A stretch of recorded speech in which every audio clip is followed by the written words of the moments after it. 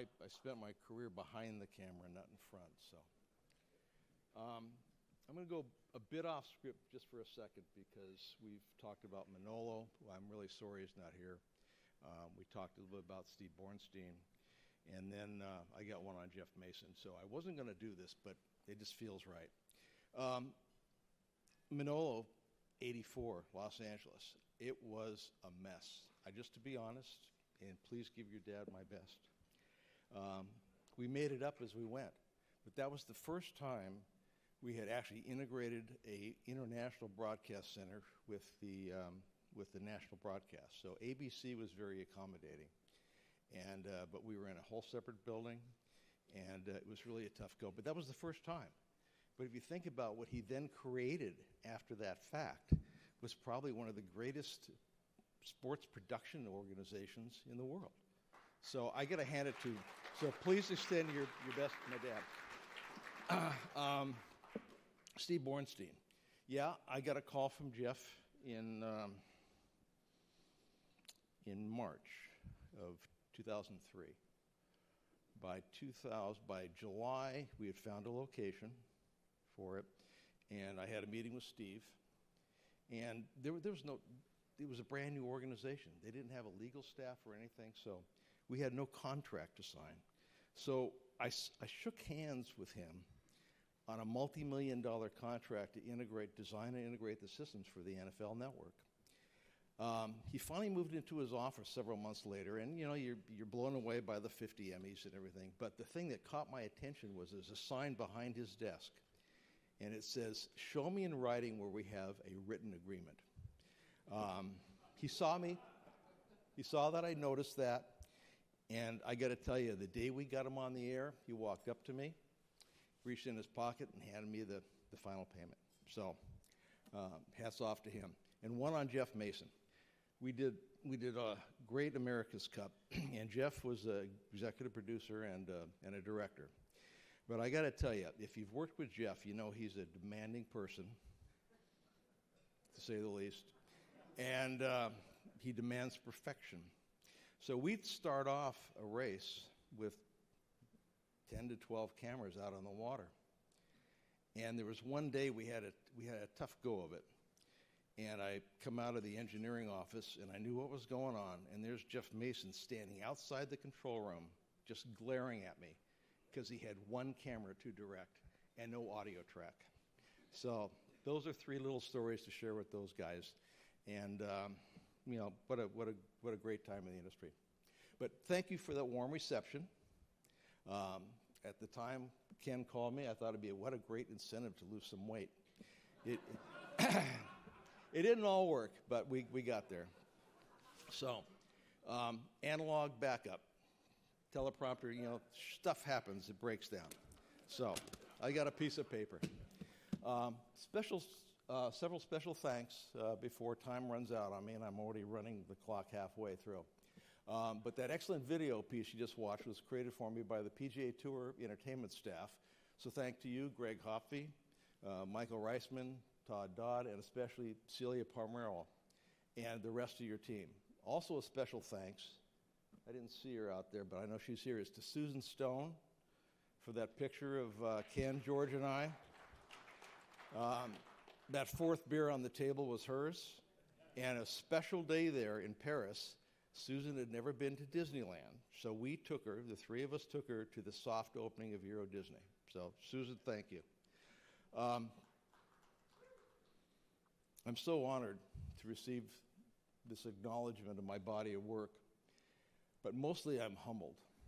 To be chosen to stand with 132 past and current inductees is really quite amazing, and as I mentioned, very humbling.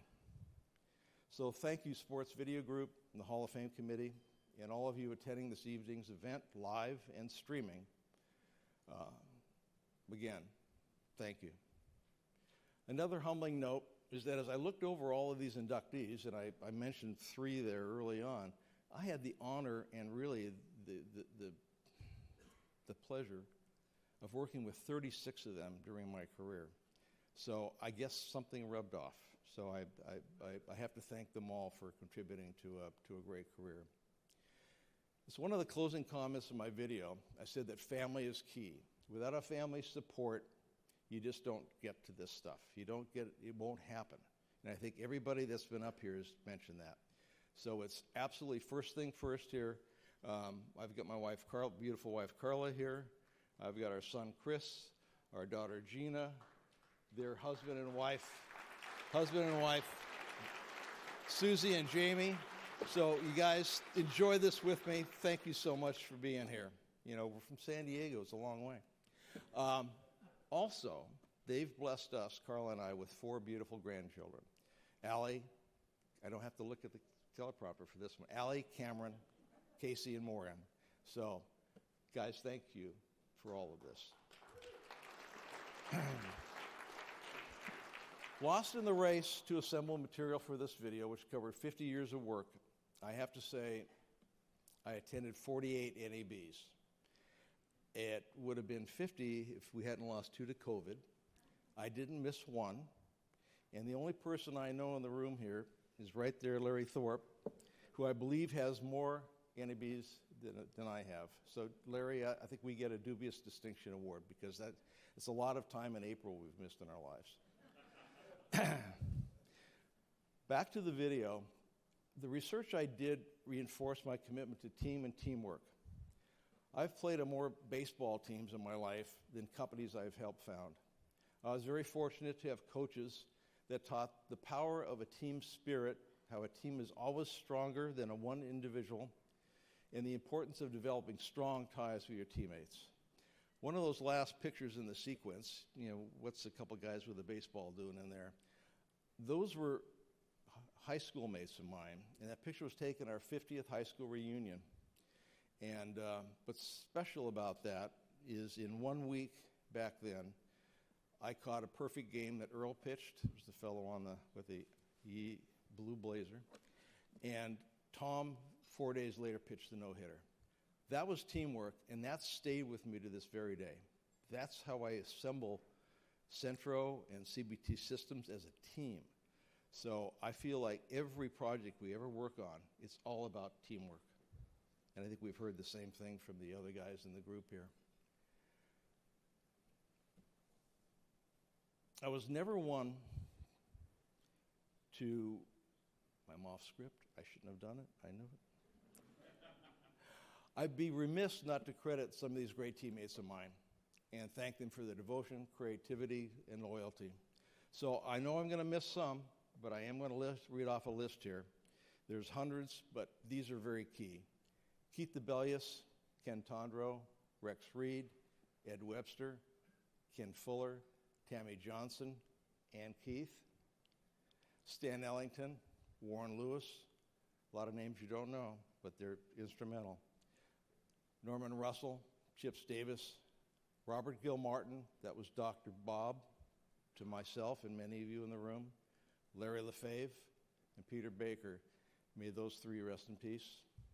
Scott Griffin, Steve Kaufman, Dave Jennings, Dave Crivelli, David Brand, Keith Hannadale, Chris Farrow, Doreen Carto, Scott Collis, Bob Seitz, Ian Sellers, Priscilla Perez Sellers, and yes, that did happen on my watch. David Pierce, Robert Moya, and of course, Ken Agard and George Winsel. So thanks to all of you. Folks always ask me, what were the best projects? They weren't always sports. One of the coolest was a custom motor coach that we built for Francis Ford Coppola. Yeah, it was something else.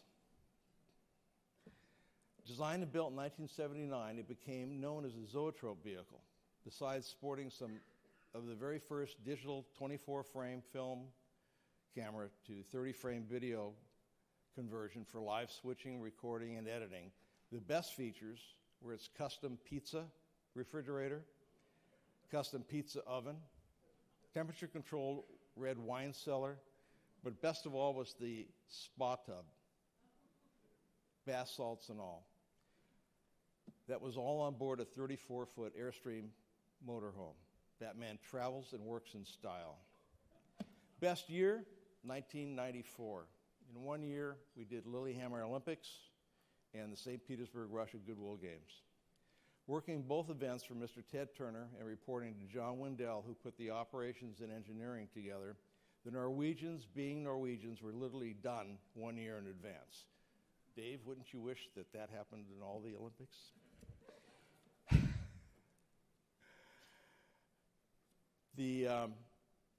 We also did, right behind that, we had the Goodwill Games in Russia. But before that, I want to talk one thing that happened to us that was pretty cool in Norway. It was running very smoothly until Tanya Harding made her move on Nancy Kerrigan. And then this turned into a major news event, and that's when CBS delivered Connie Chung to the compound. And she took over our Din Cafe raised platform studio in the Storgata.